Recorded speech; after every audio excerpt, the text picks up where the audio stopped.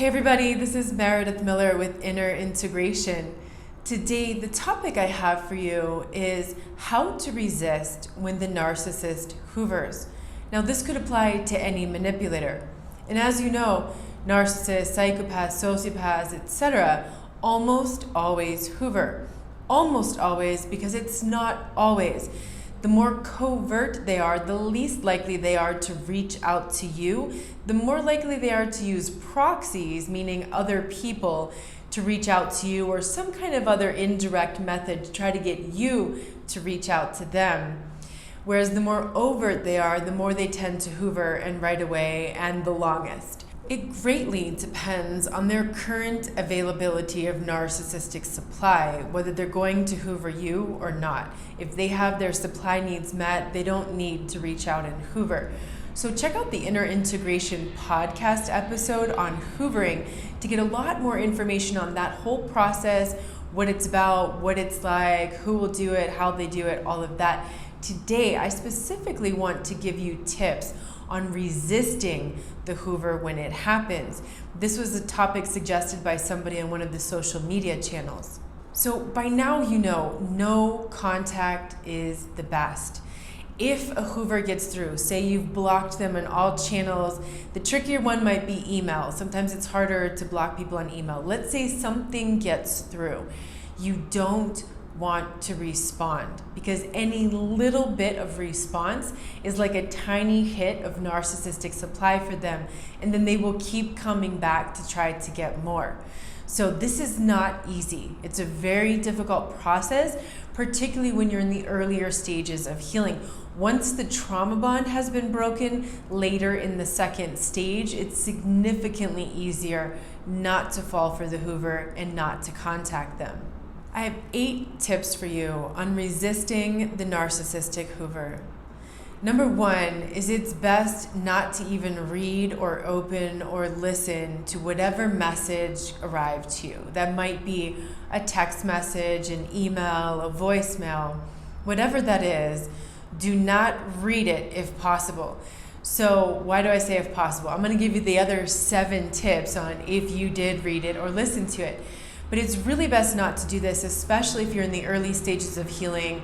That trauma bond is still alive. It's going to be really hard for you to resist not replying. That's why you don't even want to read it. Your morbid curiosity might make you want to read it and see what they have to say. It might even be an accident. You're cleaning out your emails and you just happen to open this email from this person, or maybe they were in some kind of WhatsApp group, and even though you had them blocked, they got through in the WhatsApp group and you saw their message. But it's best not to read it, not to listen to it, not even to give yourself the opportunity to make a mistake. Number 2 is remember why you went no contact in the first place. That's the abuse and the manipulation. So if you haven't written the sobriety list yet, definitely do that. Write out the whole list of everything manipulative, abusive, hurtful, disrespectful, everything that they did from the point that you met them. That is your process of relentlessly facing the truth. That is very important in stage 1. You need to relentlessly face the truth about what that was and who they are, so that you can reach the point of acceptance, not acceptance of permitting that, allowing that in your life, but permitting that or allowing that in your life, but acceptance of that's manipulation, that's abuse, that's a manipulator, that's an abuser, because that helps you to dissolve the cognitive dissonance. There's no way to dissolve the cognitive dissonance if you don't force yourself to face the truth. So if that hoover gets through, remind yourself why you went no contact from the beginning.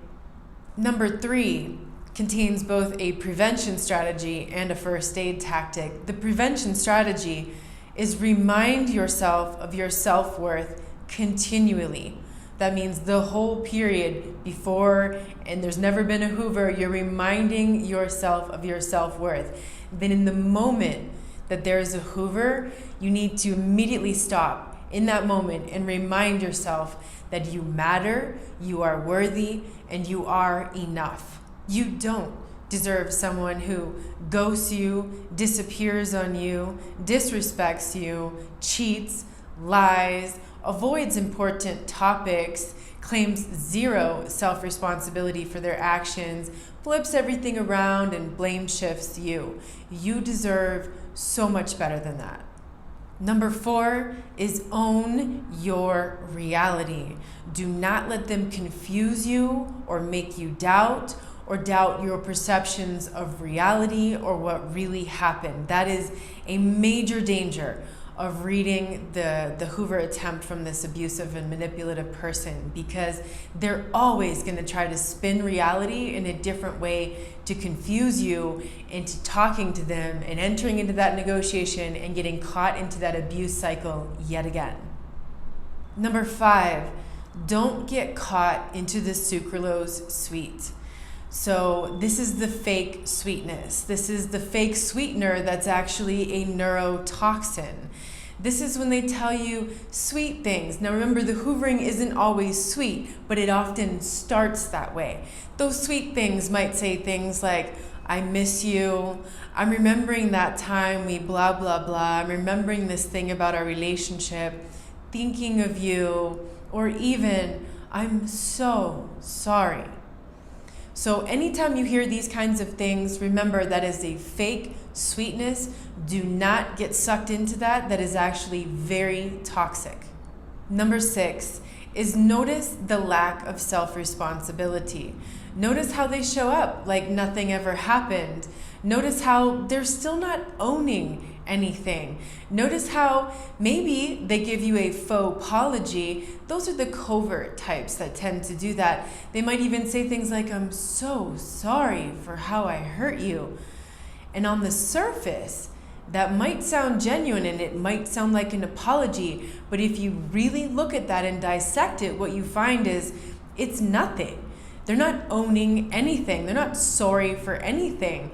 You know, you had a conversation in the past about their behavior and they minimized, blame shift, justified, did all those covert aggressive manipulation tactics and never owned anything, and they're still not owning anything, but they're using the magic words that they think is going to hook you into that conversation and the negotiation so they can hook you back into the abuse cycle. So don't fall for that. Recognize their lack of responsibility, even when they're using words on the surface that could sound like they're actually sorry. Number 7 is notice what happens in your body when you read it or listen to it or even think about it. This is really key. I always talk about these psychosomatic reactions. Now, some people misunderstand that word psychosomatic because I think it's misused, especially by doctors in the typical medical system. And I think that people sometimes feel like psychosomatic means it's all in their head and it's not real. That's not what it means at all. Psychosomatic means psyche, which in Greek means the mind, soul, and soma, which is the body, meaning the mind and the body are one. The mind, spirit, emotions, and body are one. So when your mind has entirely too much stress, it will send that stress to the body. So at first, the body symptoms will be lighter, and then eventually you'll actually manifest physical disease because there is so much psychological stress. You've probably also heard me talk a little bit about the brain changes that take place through abuse. So what happens is when you are constantly in a 4F state, that's fight, flight, freeze, and fawn. When you're living in an abusive situation, relationship, job, family, etc., you're constantly in that fight or flight or freeze or fawn state.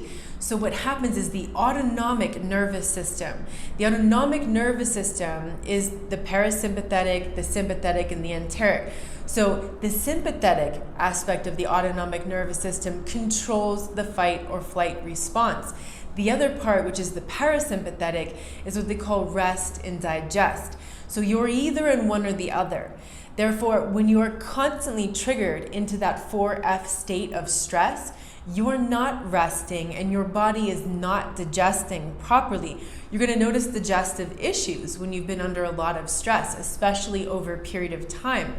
Worse yet, what I recently just discovered is that the autonomic nervous system controls all of these involuntary internal organ systems and vessels. And so what happens is you can develop heart disease, you can develop all kinds of very serious nerve disorders like Parkinson's, MS, which are the nervous system disorders. The heart disease tends to be atherosclerosis, arrhythmia, ischemia, extrasystola, very serious things that can cause you major health problems in your life if you don't get rid of the stress in your life. So I recently just discovered this myself. It was an eye-opener, and I really want you to listen to this because, I talk about how you want to leave the abusive relationships, you can take care of your health, your sanity, your peace, your well-being, your success. And I've always used that word health, right? And I always understood that psychological stress and abuse will affect your health. But I didn't understand just how serious it was until I discovered I have a heart disease. Now, I never imagined that. I'm in very good shape. I've been taking excellent care of myself for 18 and a half years. Diet, exercise, meditation, qigong, so many different things. I've gotten rid of all the toxic people in my life. The problem is the residual effects of that. And that's what ends up causing you problems in the long term. So the earlier you catch that, the better. I'm 40. I got really lucky that I found this now and not at 50 or 60 if I didn't have a heart attack before then.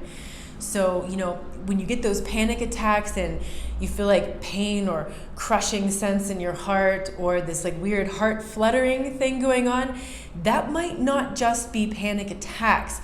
Panic attacks can feel like a heart attack.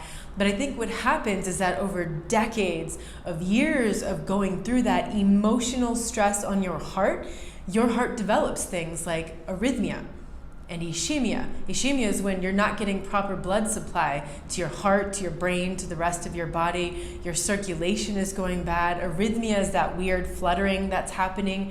If you're feeling those symptoms in your body, please see your healthcare practitioner. Now, I don't like doctors, I don't like hospitals, I don't do that. I do holistic stuff, and I found this out through a different kind of holistic treatment with a quantum medicine machine. Maybe you prefer to go to your doctor and get taken care of in that way. Please check your heart if you're having those feelings. If you've had years of panic and anxiety, if you start to feel tightness and pressure in your chest, maybe you're in your 30s or 40s and you're thinking, I'm fine.